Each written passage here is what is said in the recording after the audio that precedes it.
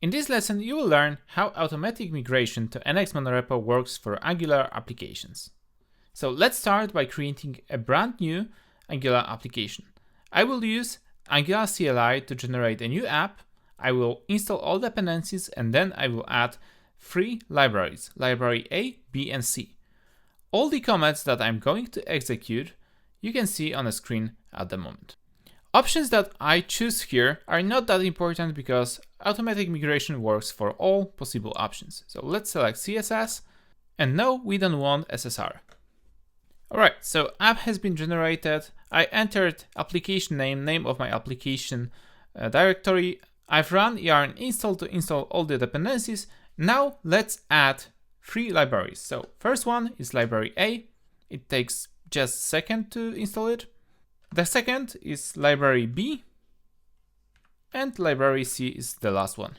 So at the moment we have a standard Angular CLI application generated with ng command. So if we try to list all the directories here, you will find that we have readme.md, node modules, and what is important, we have src and projects.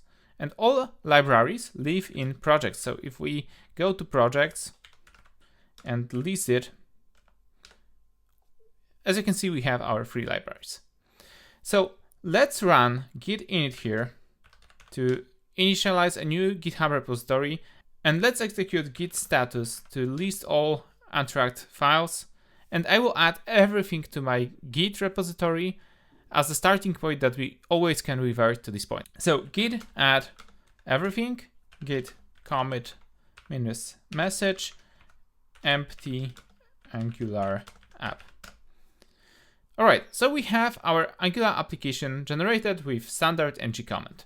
So now let's use automatic migration to migrate it to NX Monorepo.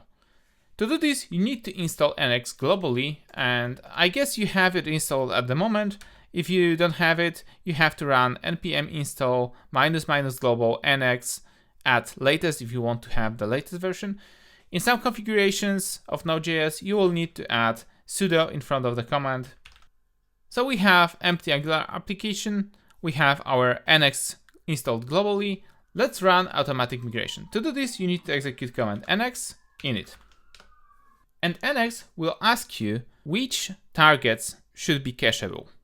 In my case, it's build in test. I don't want to cache for serve and the second one, so let's proceed with the selected build and test. The second question, as always, is about NX Cloud. Do you want to use it? Let's say yes. And that's all. So if you want to use automatic migration in your project, all you need to do is to have a standard ng CLI application and run nx init. It works pretty good for small and medium applications. So let's check what has changed in my projects. Let's run git status, and we have a list of all the files that has changed. The most important one, we don't have AngularJSON. It was replaced by project.json. Every library has its own project.json, as we always have in NX Monorepo. NX.json file has been added, so you know that you have a proper NX Monorepo. Let's list all the files and let's check how it looks like after the migration.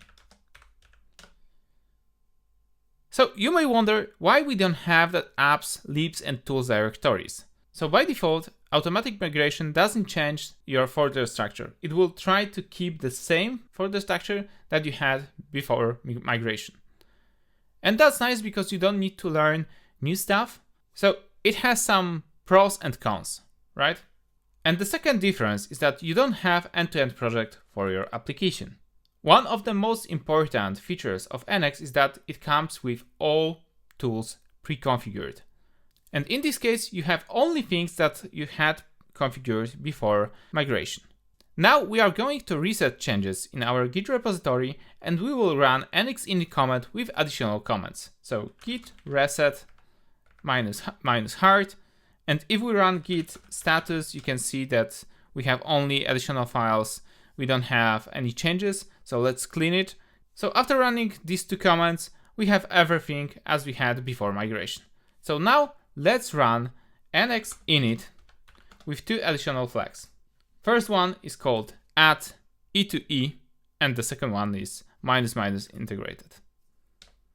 So with these comments, with these two additional flags, add E2E and integrated, we should get our application migrated with end-to-end tests and unit tests configuration. So let's run git status to check what has changed.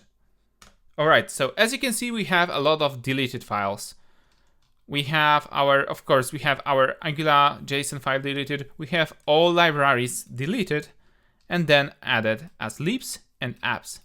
So it's closer to monorepos that we learned in previous lessons. To sum up, as you can see, automatic migration is a useful tool that might be a real game changer for small or medium applications. You can migrate your app to NX Monorepo in just a few seconds. I personally wouldn't recommend running it for bigger applications because bigger applications are very often more complicated, you have more custom things, and it might not work. So in the next lesson, we will be back to the subject of manual migration of existing applications.